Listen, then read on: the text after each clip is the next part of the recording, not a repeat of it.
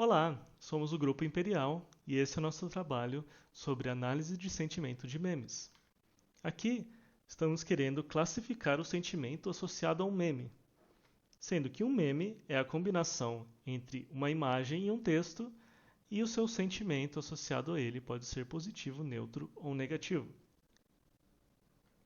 Para isso, estamos utilizando o conjunto de dados Memotion Dataset 7K, que é composto de uma série de exemplos de memes, em si compostos por uma imagem mais um texto associado, além do sentimento gerado por esse meme, e outras características como humor, sarcasmo, nível de ofensa e se ele é motivacional.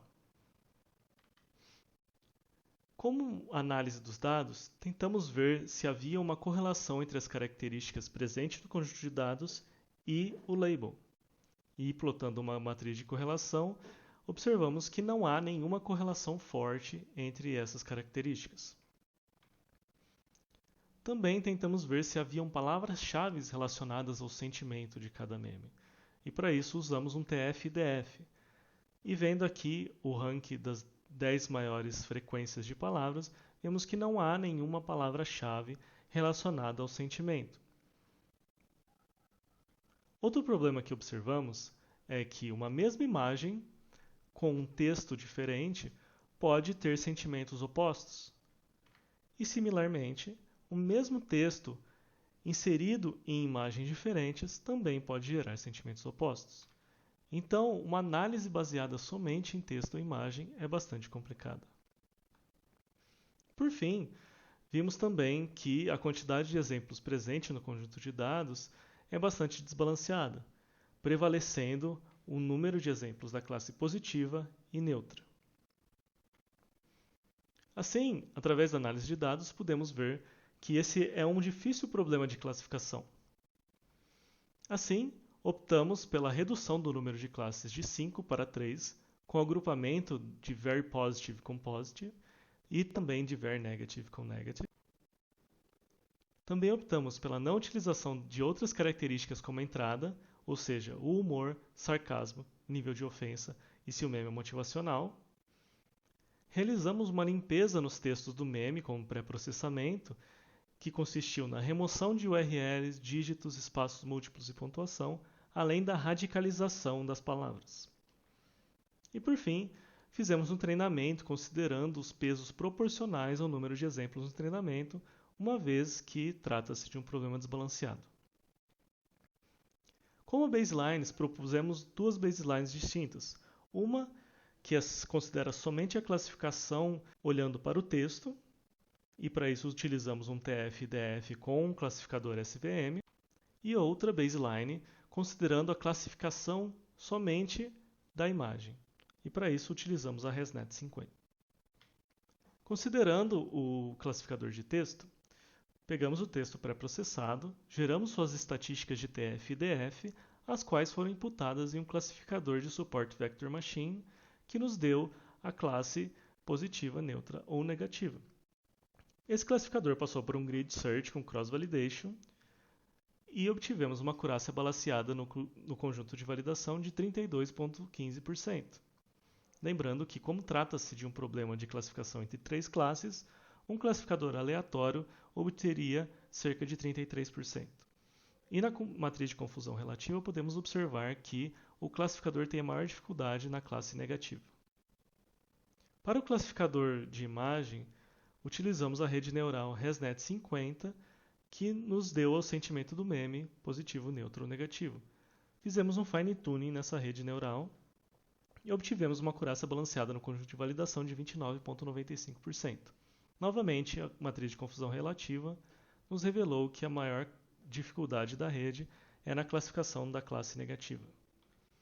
Além dos baselines, testamos outros classificadores somente de texto e imagem.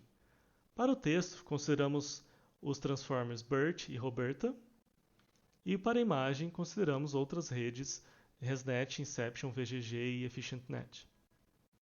E por fim, consideramos a combinação dos melhores classificadores individuais de texto e imagem como extratores de características e utilizamos eles em um ensemble.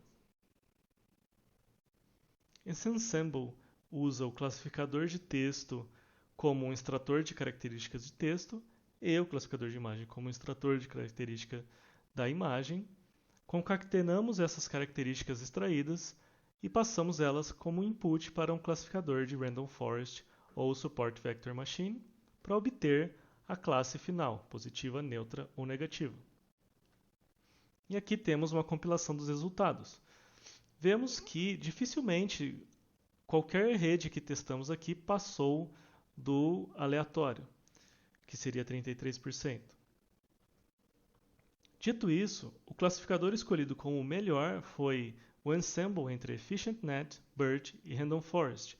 Embora ele não tivesse o melhor desempenho no conjunto de validação, escolhemos esse classificador porque a diferença entre os ensembles e os melhores classificadores de imagem era muito pequena. Também vimos que uma mesma imagem pode ter classificações opostas, então somente a imagem não é suficiente, então por isso acreditamos que o ensemble terá melhor generalização.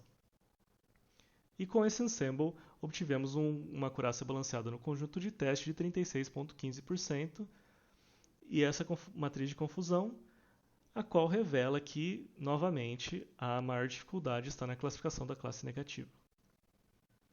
Por fim, as conclusões são que este é um problema de classificação bastante difícil devido à combinação entre imagem e texto, em que o contexto dessa combinação é importante, e além disso, há sarcasmo envolvido, que é muito difícil para máquinas perceberem. Além disso, podemos ver que a classificação somente por texto ou imagem não é suficiente para resolver o problema, mas a informação da imagem parece ser um pouco mais importante. E também podemos ver que somente a extração de características para utilização em um ensemble não se mostrou efetiva para obter um desempenho razoável. Assim, embora não tenhamos um desempenho bastante impressionante para as técnicas testadas, podemos ter bastante insights sobre o problema. E por isso podemos propor possíveis melhorias, como, por exemplo, a utilização de um modelo multimodal, a inclusão de mecanismos de atenção, a inclusão das demais características como input e a utilização de métricas para a classificação ordinal. Muito obrigado.